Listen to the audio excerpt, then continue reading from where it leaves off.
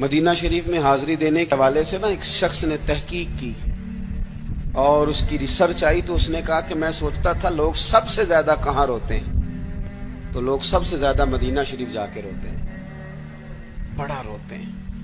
بڑی امید ہے سرکار قدموں میں بلائیں گے، کرم کی جب نظر ہوگی مدینے ہم بھی جائیں گے، اور اگر جانا مدینے میں ہوا ہم غم کے ماروں کا تو مکینے گنبد خضرا کو حال دل سنائے۔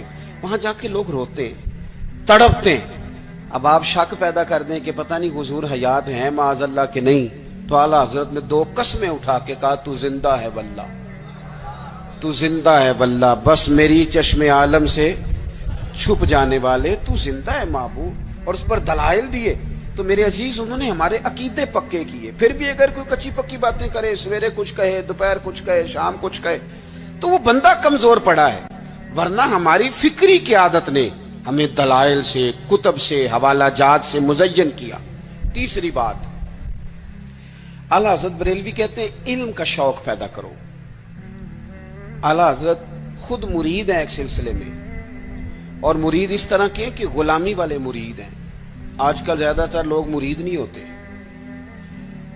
ناراض نہ ہونا، اگر کوئی پڑھا لکھا بندہ ہو تو وہ ویسے بھی مرید نہیں ہوتا، وہ اگر ہو کبھی تو خلیفہ ہی ہوتا ہے ڈائریکٹ، مرید نہیں ہوتا، مزاج نہیں، مرید ہونے کا مزاج نہیں، یہ طبیعت نہیں۔ آج کل لوگ شاگرد بھی نہیں ہوتے، ناراض ہو گئے آپ لوگ، ہو جائیں کوئی مسئلہ نہیں، میں نے تو ابھی چلے جانا ہے، ہو جائیں بے شک۔ آج کل لوگ شاگرد بھی اس طرح لگتا ہے کہ جس طرح کوئی امدادی کتاب نہیں ہوتی، اس طرح استاد سے کوئی تھوڑا سا نا گائیڈ لائن لیتے ہیں، ورنہ وہ شاگرد ہونے کو تیار نہیں ہے۔ میں صحیح بتاتا ہوں، بہت سارے شاگردوں کو میری ملاقات ہوتی ہے اور بعد میں وہ کہتے ہیں نا میں استاد جی کو بیٹھا سا، تو میں چونکہ دیہاتی آدمی ہوں، میرا 2 ڈنڈے لگانے کو بھی دل کرتا ہے، تجھے پتہ ہی نہیں استاد جی کے پاس کیسے آیا جایا کرتا ہے، تجھے خبر ہی کوئی نہیں۔ میں تجھے بتاؤں بریلی کے امام کیا بتاتے ہیں۔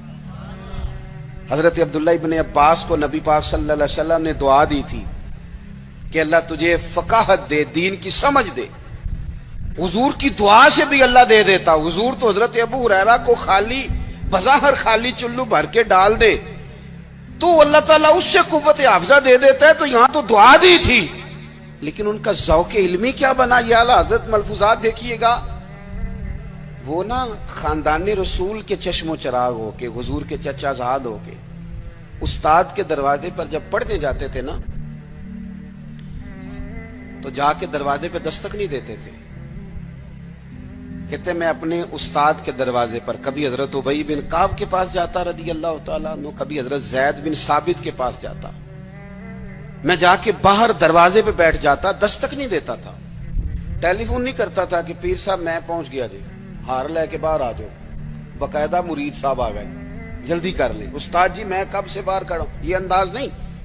فرماتے ہیں کہ میں دروازے میں بیٹھ جاتا اور کبھی کبھی بیٹھے بیٹھے تھک جاتا، دستک نہیں دینی، وہ خود آئیں گے تو دستک نہیں دینا۔ کہتے ہیں کبھی یوں بھی ہوتا کہ حضرت ابی بن کعب رضی اللہ تعالیٰ عنہ کا مکان کا دروازہ چونکہ صحرا میں کھلتا تھا تو ٹھنڈی ہوائیں مدینہ چومنے آتی تو ریت کے مقدس ذرے اڑ کے میرے بالوں میں بھی پڑ جاتے، لیکن میں دستک نہیں دیتا تھا۔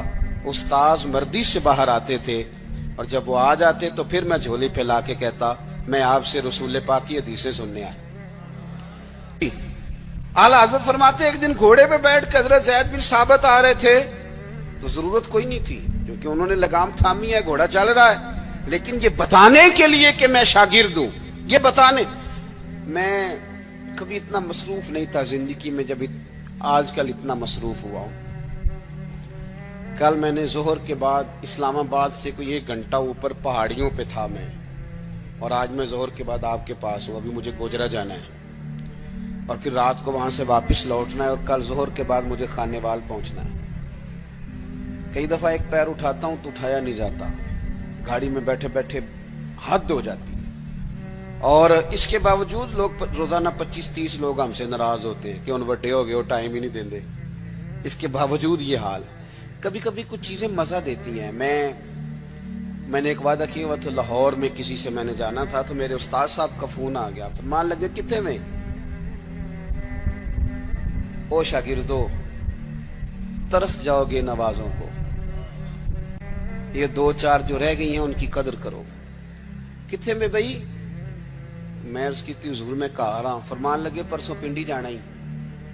تو میں نے چونکہ لاہور وعدہ کیا ہوا تھا, میں کہ حضور میں ذرا اتنے کی کام میں پرسوں پنڈی کی مصروفیت ہے, تو میرے استاذ ہیں اور یہ بات انہوں نے کی تو میرا قد بڑا ہوا. فرمان لگے تینوں وضاحت دینا میں ضروری نہیں سمجھتا, تو پرسوں سویرے 9 بجے تیار ہو کے سڑک تے آویں جانا ہے. بڑے لوگ دعوت دیتے ہیں, بڑے لوگ پیغام دیتے ہیں, بڑا پیار کرتے ہیں. آپ یقین کریں مزہ آ گیا بات کا. مجھے جو بندہ پوچھے پنڈی خیر ہے, میں کہا مینوں آپ نہیں پتا. گھر والے پوچھتے پنڈی خیر ہے, میں کہا مزہ بڑا آنا ہے جانے دا, پتہ کوئی نہیں کی کام میں. انہوں نے کہا پرسوں کبھی مزہ بھی تو لو نا, کبھی ذائقہ بھی تو لو نا.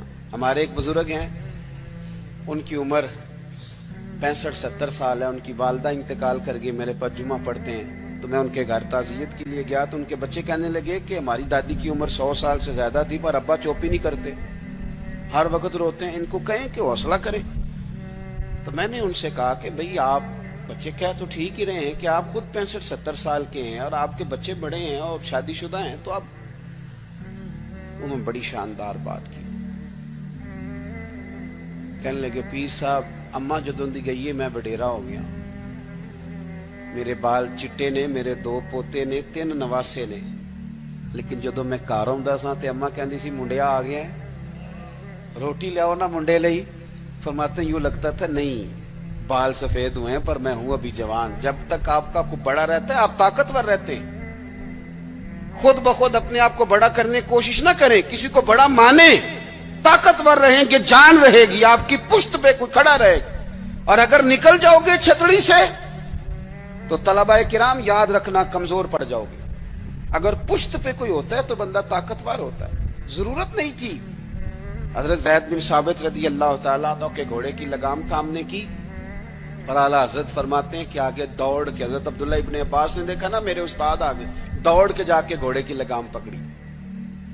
تو حضرت زید بن ثابت کہنے لگے ہو میرے نبی کریم علیہ السلام کے چچا کے بیٹے جی آپ کیا کر رہے ہیں؟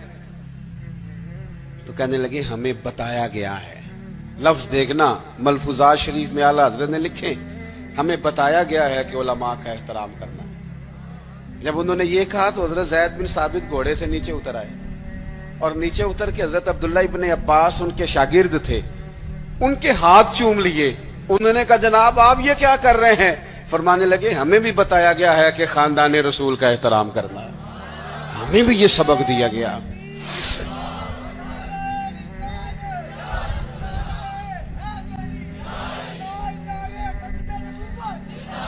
تو ذوق, علمی ذوق پیدا کریں, ادب والا ذوق پیدا کریں, اور علم سیکھیں تو عمل کرنے کے لیے, صرف تقریر کے لیے, بحث کے لیے, کل کو ڈگری لینے کے لیے نہیں. آپ علم اس لیے سیکھیں, جب نا علم خالی تقریر بن جاتا ہے نا, اور علم خالی تدریس بن جاتا ہے, پھر وہ اس طرح کا بھی بعض اوقات معاملہ بنتا ہے کہ عارف رومی کہتے ہیں کہ اگر تو صرف لفظ تجھے یاد ہے اور تو عمل نہیں نہ کرتا تو یہ لفظ تو طوطے کو بھی رٹا دیا جائیں گا تو وہ بھی رٹ لے گا, تیرا اور اس کا کیا فرق ہوگا. جب تک آپ عمل نہیں کرتے علم پر, جب تک اس کو عمل کے حصول کے لیے حاصل کرے. خالی میں ایک درویش کو پڑھ رہا تھا, ان کے خلیفہ صاحب نے خط لکھا کہ حضرت میں اب تقریر بھی کرتا ہوں, تدریس بھی کرتا ہوں, تصنیف بھی کرتا ہوں. تو انہوں نے جواب میں شاباشی نہیں دی بلکہ فرمانے لگے بیٹا یہ تو کام تم لوگوں کے لیے کرتے ہو, اپنے لیے کیا کرتے ہو؟ سحری کے وقت اٹھ جاتے ہو نفل پڑھنے کے لیے, تلاوت قرآن روز ہوتی ہے, سجدے کا ذوق حاصل ہے, درود و سلام کی طبیعت ہے, یہ تو لوگوں کے لیے کام ہے نا سارے. بڑی اچھی بات ہے, دین کی خدمت کرتے ہو, پر اپنا بھی تو بتاؤ نا. اعلیٰ حضرت فاضل بریلوی رحمۃ اللہ علیہ کی شخصیت کا جو کمال ہے وہ یہ ہے کہ جو وہ کہتے تھے نا اس سے زیادہ وہ کرتے تھے. ان کی طبیعت تھی وہ کرتے تھے. آپ جب تک اپنی زندگی میں عمل کو نہیں لے کے آتے, داتا صاحب رحمۃ اللہ علیہ کسی فرماتے ہیں کہ مجھ سے کسی نے پوچھا ہے کہ کوئی چلہ بتائیں.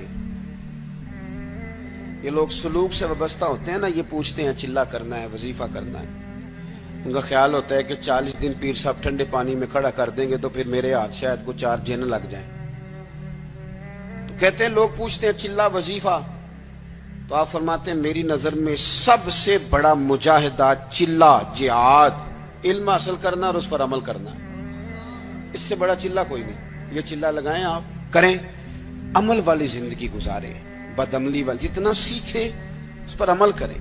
ہمارے ہاں ہم محافل میں جاتے ہیں تو لوگ کہتے ہیں جی آپ 30 منٹ تقریر کرتے ہیں, آدھ گھنٹہ سننی ہے. تو میں کہتا ہوں پچھلی 30 منٹ والی پہ عمل ہو گیا ہے, اور ہو گیا تو چلو اور کر لیتے ہیں.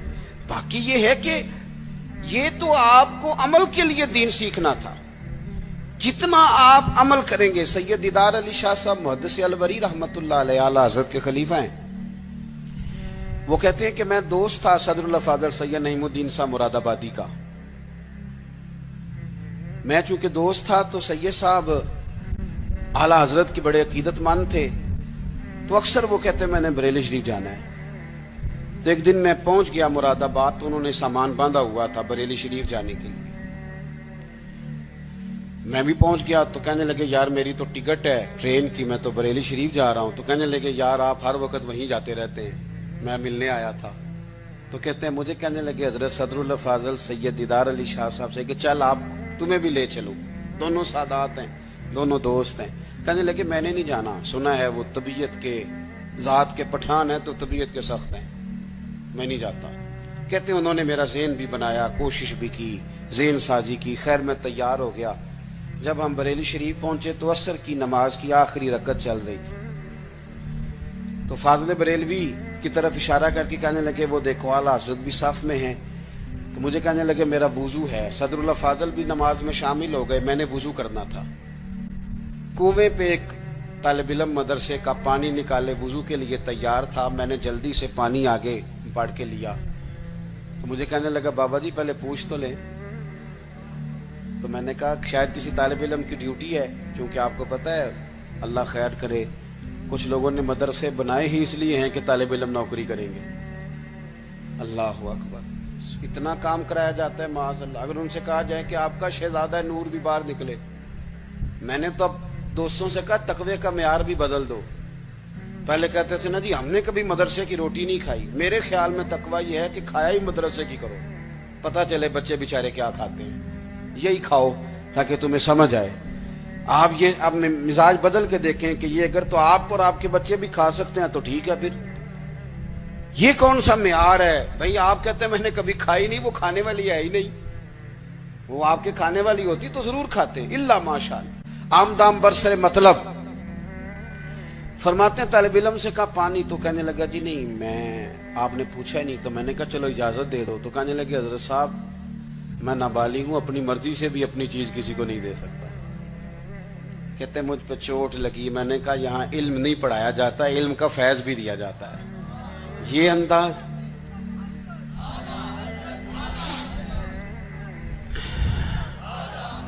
سنیں گے جی آپ.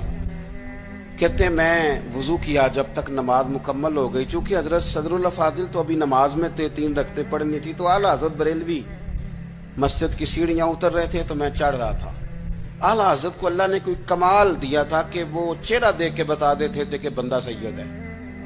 چہرہ دیکھ اللہ نے انہیں یہ انشراح صدر عطا فرمایا. کہتے ہیں پہلے تو انہوں نے نا میرے ہاتھ ہی چوم لیے, بات ہی رنگ ہی اور پکڑ گئی, اثر ہی بڑا ہوا. تو میں نے پوچھا طبیعت کیسی ہے؟ تو کہنے لگے مولانا طبیعت کا کیا بتاؤں, ذات کا پٹھان ہوں, طبیعت ذرا سختی ہے. چونکہ پٹھان ہوں تو طبیعت ذرا میری سختی ہے. کہتے ہیں میں سمجھ گیا. بس پھر حضرت صدر اللہ فاضل اگلی صبح کہنے لگے چلیں. میں نے کہا آپ نے جانا ہے تو جائیں. میں جب تک دور تھا بات اور تھی, اب تو حضور میں ہوں, اب تو بات اور ہے. تو میرے بھائی علم کا فیضان ہو, اس پر عمل ہو. آخری بات جو آپ کی خدمت میں عرض کرنی ہے بڑے درد کے ساتھ, وہ یہ ہے کہ ہمارے جتنے بزرگ تھے نا, صوفیاء تھے, اللہ والے تھے, ان کے دلوں میں نا دوسروں کے لیے بڑا درد رہتا تھا. ہماری طبیعتوں میں نا خود غرضی پورے عروج پہ آئی ہے. دوسروں کے بارے میں ان کی طبیعتیں, جتنے بھی کام کرتے تھے امت کی ملت کی خیر خواہی کے لیے کرتے تھے. ہم الا ماشاءاللہ جو قدم اٹھاتے ہیں تو وہ اپنا نفع نقصان دیکھ کے اٹھاتے ہیں۔ جب تک آپ کے دل دوسروں کے حق میں نرم نہیں ہوتے، غریب آدمی جو ہوتا ہے نا، یہ سیاںا نہیں ہوتا۔ غربت نے میرے بچوں کو تہذیب سکھا دی، اب سہمے ہوئے رہتے ہیں، شرارت نہیں کرتے۔ غریب سیاںا نہیں ہوتا۔ کیوں؟ کہ مہنگا موبائل نہ ہو تو چلانا بھی نہیں آتا، تو بندہ کیسے سیاںا ہوگا؟ وہ اس لیے سیاںا نہیں ہوتا کہ کار نہ ہو گھر میں تو اس کا دروازہ بند کرنا بھی بندے کو نہیں آتا۔ غریب سمجھدار نہیں ہوتے، اور اگر وہ سمجھدار ہوتے تو پھر وہ غریب ہوتے۔